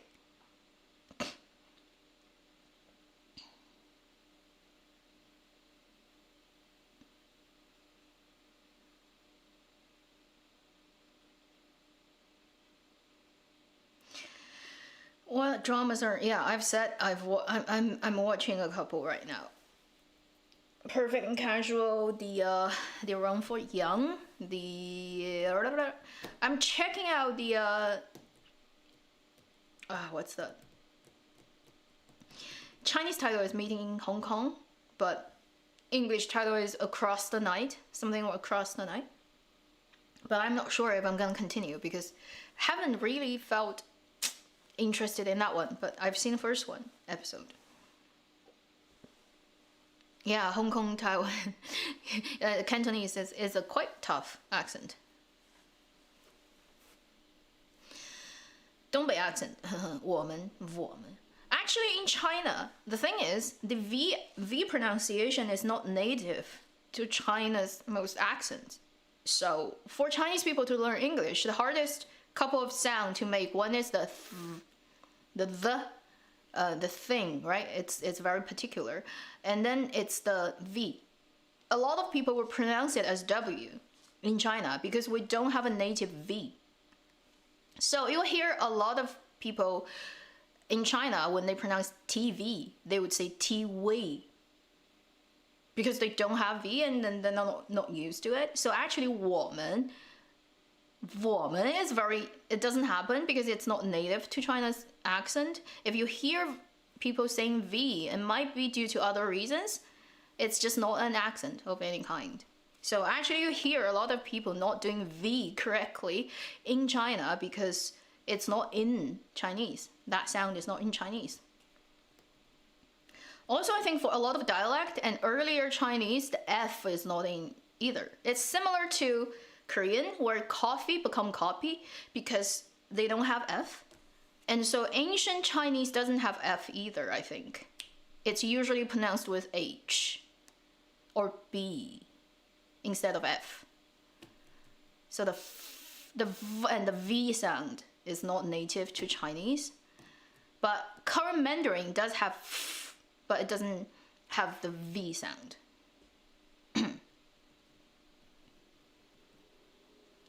Wei什么? Yeah, sometimes people would do that. 为什么? It's occasionally happens. So yeah, some people like to do that.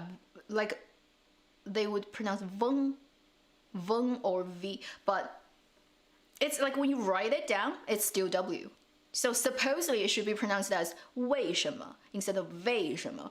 But some people like to do that. It's a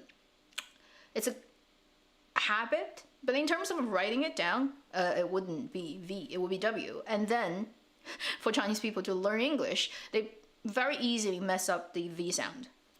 Every V they turn into W.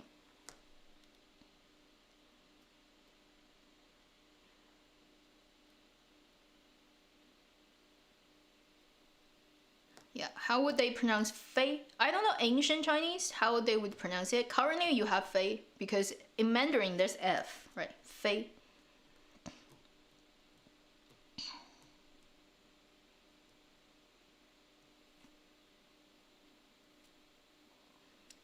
Where should I understand Chinese? Yeah, or phonetic histories. Wei. Wei. What the heck is that?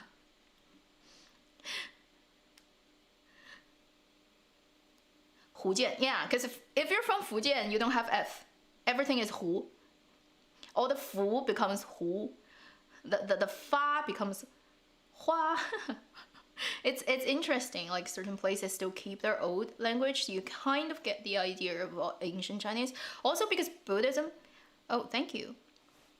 Andy Curtsy, thank you for your super chat. What time is it? Wow. Okay, I'm gonna stay till 13, which is like, what, 15 minutes later? Otherwise, this stream is gonna be 2 hours long again. And I'm interrupted by myself, so I'm not quite sure where I am. Anyway, accent is a funny thing.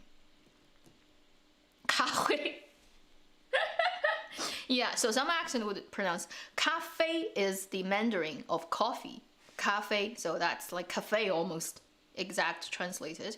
But then certain places will call it kahui because there's no F.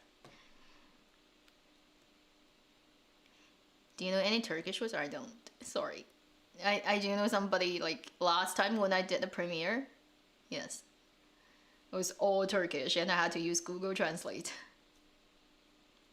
Japanese use of H and F. Also, the R and L is also a thing. But it's lesser pronounced in Chinese because a lot of local accent does have R. So it's not 100% L. But like a lot of accent doesn't have H, so SH in terms of SH, CH, ZH, all those zh, ch, sh sound. In a lot of local dialect, like Chongqing doesn't have that, so it's all flat. Somebody is sending out a 绕口令 tongue twister. 咖啡会发灰，挥发吧。You mean 咖啡会挥发？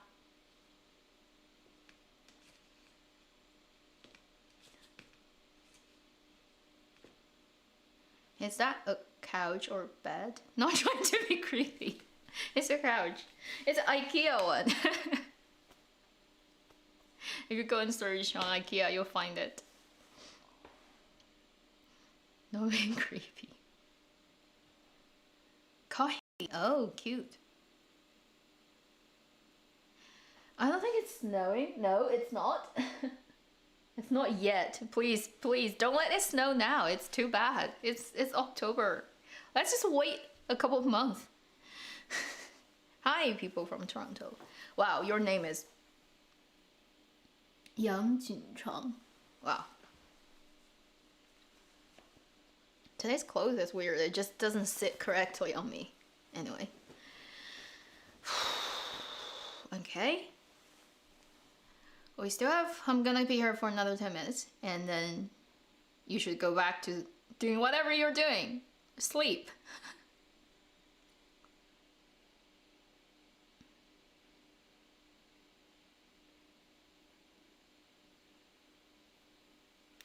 How to pronounce F and V, the hardest thing for Koreans, yeah.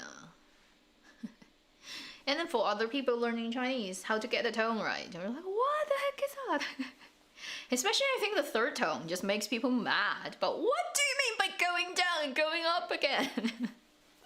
And also the change tone, because somebody asked me, I think I forgot to type their response. Yeah, it's too late to find it. Somebody sent me under one of my older videos and saying, what if you have 3 characters that are all third tone? How do you pronounce that? I'm like, I have to write like the formula out. And it's different situations pronouncing it differently. It's like, it's so complicated. Depending on the actual characters, what kind of meaning they make up. If the first character is a separate meaning and then the next 2 characters is a separate meaning, or the first 2 are the separate meaning and the last one is a different one, then you kind of change that for that. And it actually comes naturally to people. You don't have to remember it, how you change the tones. It's just when you're saying that fast, it naturally kind of happens. But it's so hard to tell like first time learners what that is, and people get really mad about third tones. My clothes is weird. Immersion program. Yeah. Chinese immersion. Jackson. Street dance? Do you mean Wang Jiaer? He's so cute. Yeah, he can't speak. His Chinese is not good enough, and he got so. I mean, Zhonghan Wallace's Mandarin is not good either. But he's older, so he's got more experience. He's actually twice as old as Wang Yibo. Can you believe it? I feel that program is just like so cruel on Wallace because he's 46 and he's dancing with those 20-year-old kids. I'm like, it's so unfair.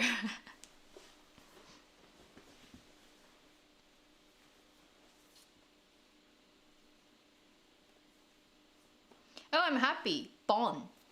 Vanilla, that I get your mood up.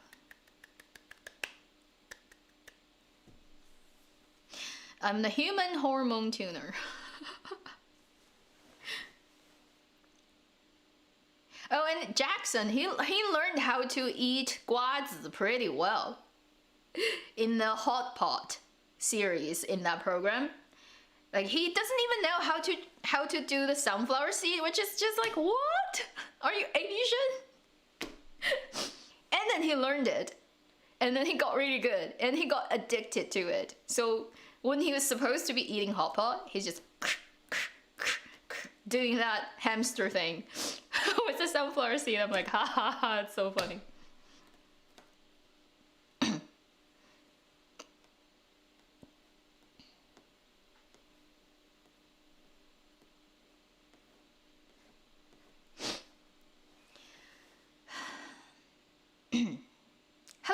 Hello from India. The Hot Pot series was so funny, yeah. And the directors, they deserve to get dissed like that. Because they just schedule this program in the weirdest way. They force people to dance at midnight. I'm like, what kind of program is that? It is really a bad idea to do a lot of like heavy exercises midnight, like at your time zone, when you're used to that time zone. Just don't do it at midnight. Don't exercise at midnight. It's a really bad idea. In Chinese traditional medicines term, between the 11 and the 1, so the midday and midnight, between 11 and 1 is the shift between the yin and yang of every day. And during that time, it's better you stay very still and don't just go crazy with exercises. Some basic rules. And also, if you can, especially during midday, if between 11 and 1 you can take a short nap of half an hour, it works wonders for the rest of the day. Some ancient wisdom.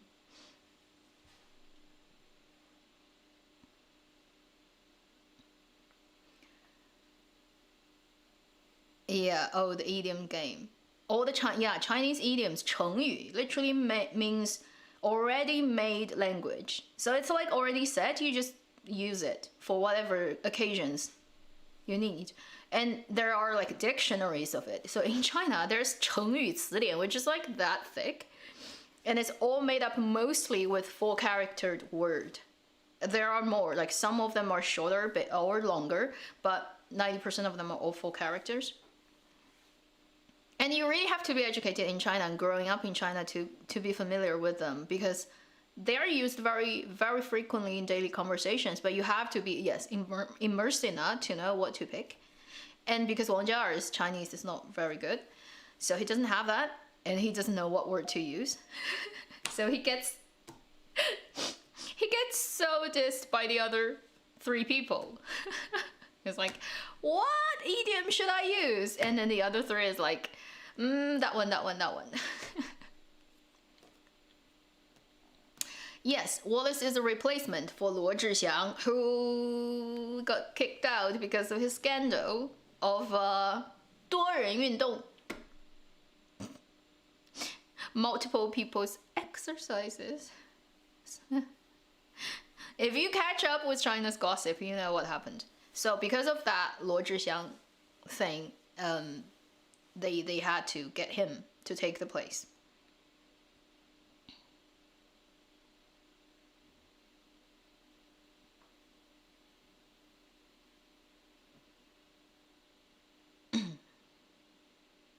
Useful between those hours. Yeah. So ideally you go to sleep before 11 at night, right? And then during the day, if you can take 20 minutes off, even between that time, and just get a nap, then the afternoon will be much more efficient. Which unfortunately is destroyed today for me. And for a lot of people who are here, like in this part of the world, because it's happened between 11 and 1, and yeah, you're here, so you're not sleeping.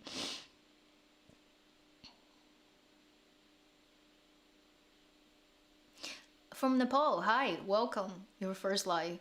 I'm gonna like finish this live very soon, but welcome here. Did you see Crimson River? 1 episodes, and because the male lead's mustache got CGI'd out, but they didn't do a good job, so every shot he's in, his lip, upper lip, looks so weird. It's worse than Superman. It's worse than Superman, to the point I cannot watch a drama, because every time he shows up on the screen, I just look at that lip, it's like, it's CGI'd. I can't look at it. So I haven't watched Crimson River because of that. Because it bothered me too much because of the lip thing. And yeah, it's so bad. Like when they were filming it, they didn't know. Somehow he's not supposed to have a mustache. And then later they had to delete that. I'm like, ah.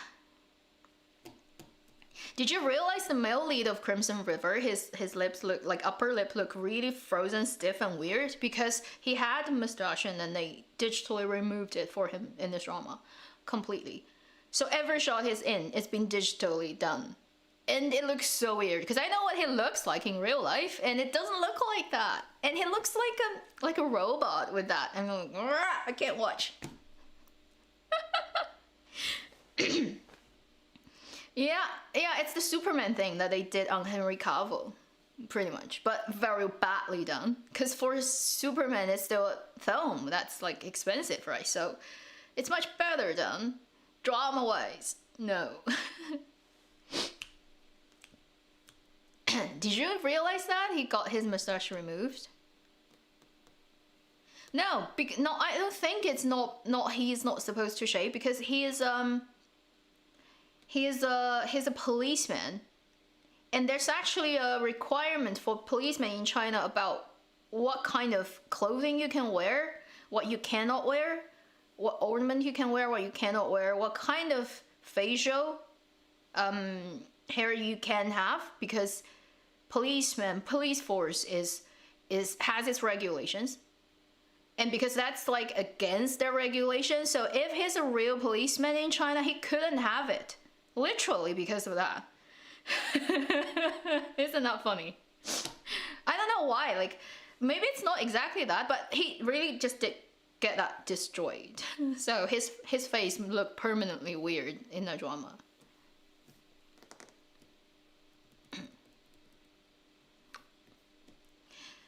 Yeah, I don't think like I'm pretty sure that's the reason, because I've read it somewhere that's the reason, but I can't be 100% sure. I just know it all got removed. Yeah, and then if there's any future medical dramas, we're gonna all sit there and just pick out what's weird. But I don't think censorship is going to go at that so heavily in terms of you're not doing it correctly. We're gonna cut that part out of your drama. But if you go to watch any medical dramas, most of them are having so many just mistakes, such as like doctors have long nails, which is not allowed, such as they wear rings, which is also not allowed because it have germs and virus and bacteria sticking to it, like all those kind. And also if you wear those white doctor's jacket, you have to button up in China. You cannot leave it open, no circumstances, like all those kind of rules. Dramas often disregard them. So I'm gonna finally talk about a few more things, and I'm not gonna take your time anymore. Okay, so let me quickly look at if there's anything I need to... Somebody never get over Untamed. Oh, you will. Time will let you get over it. Maybe it take longer, but it will eventually go away. It will be actually quite bad if it never goes away. Can you imagine? Like 10 years, it's still the drama that you're like not getting over. So much psychological burden. I much like prefer, I really love something and then after a period of time I forget about it and move on. Otherwise there's so much baggage to carry all the time.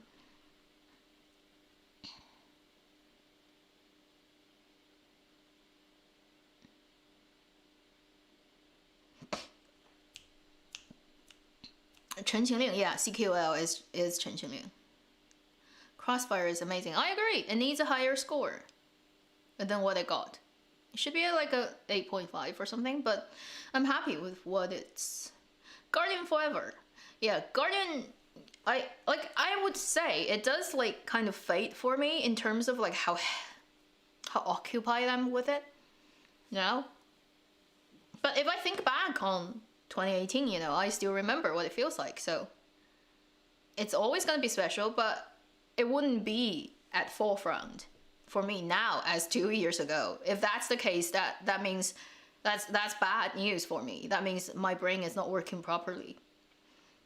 I would have those weird symptoms of like remembering everything that happens in your life. Can you imagine that? How bad that would be?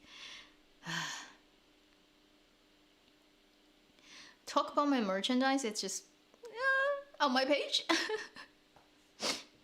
I'm trying to do more of them, but I am just like not really that good at managing time and stuff. And I do have ideas about making other things, but I can't ship them to anyone where I am.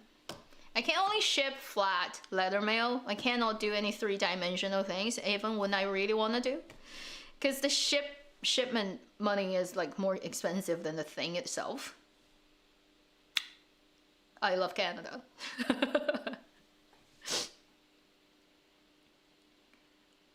Maiden Homes. Oh, if you're enjoying that, that's good. Yeah, so many dramas are ongoing. Because I watched a couple of episodes of it and I forgot about it. What's my impression of that? The cases are too not interesting. It's not like engaging enough in terms of all the cases that go solve. I know it's mostly a romantic drama that just like kind of pretending to be a detective, ancient detective drama, but still the cases are doesn't get me into it. Clay earrings.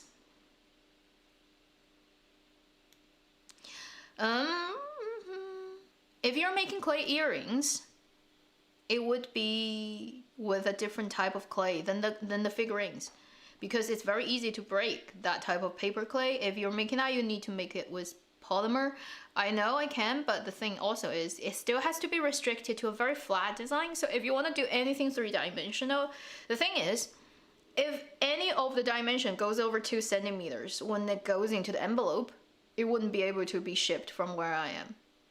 So everything has to be flat, which is not necessarily, like if you make a bead, right, it easily goes over that size once it's packed. I am limited by Canada Post. What can I say? Canada Post is so weird. It restricts the length, the width, the thickness of your stuff. It also restricts the weight. So you have to consider the size, the form, the weight, everything. It's such a difficult math problem. Chen Yao. Queen of cross-dressing. I feel like she's done so many roles that's been cross-dressing. It's like, people are like, your company is weird. Stop letting you play all the roles that's cross-dressing. Like, you become professional cross-dresser in Chinese drama land. It's like locked her down in that type of role. Nivarning Fire, yeah, it's definitely worth turning repeat on. And you can just listen to it as an audio drama, right? Like audio play, it's pretty interesting. Because like Huga's voice is pretty. Wang Kai's voice is so pretty, right? No, I can't do that. But everyone sounds so lovely.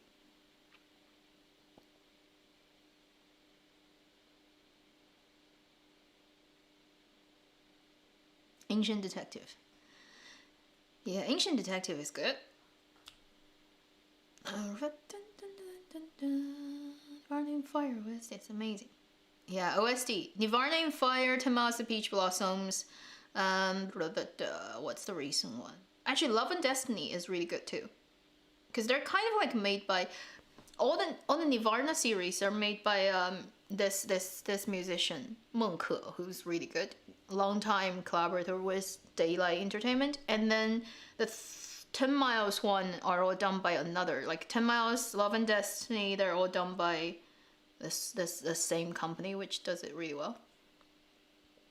And they actually write a lot of music for one drama. Like, it's not just one tune cover it all. They literally write so many different tracks for it.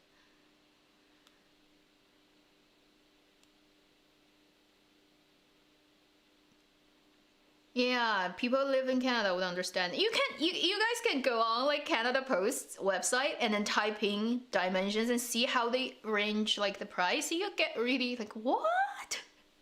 Like, what? Are you serious? Because shipping to US would be similar to shipping to Canada in terms of price, but once you get out of these two countries, it's just like mind-blowing. If I send something, say, here it would cost me about $18 to $20 to send to a place in Canada or a USA. The same thing goes to Thailand, $80 plus to start with. I'm like, what? So it usually becomes more expensive than the thing itself. I mean, unless I can make something that I can price it ridiculously high. I don't see how I can do that. So, set up a China office. But China also only ships within China. It goes out of China and you have to use UPS or DHA, that type of shipping. It's still super expensive. I know somebody who has like Etsy shop somewhere in the UK and they ship internationally and trackable and it's so cheap for them. I'm like, why? It's just me. Shipping is just something for Canada that's probably never going to get cheap. Unless you can physically shrink Canada's geographic size, which is impossible to do.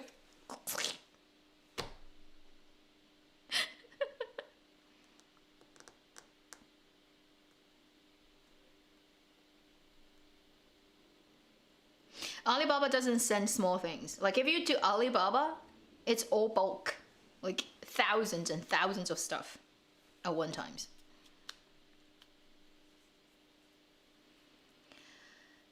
Expensive books. Really? Books are so expensive in Canada. It's more expensive than UK books because I've lived in the UK for 4 years. Books are much cheaper. Even like on Kindle, if you're doing Kindle, and on Amazon, UK Kindle is cheaper than Canada.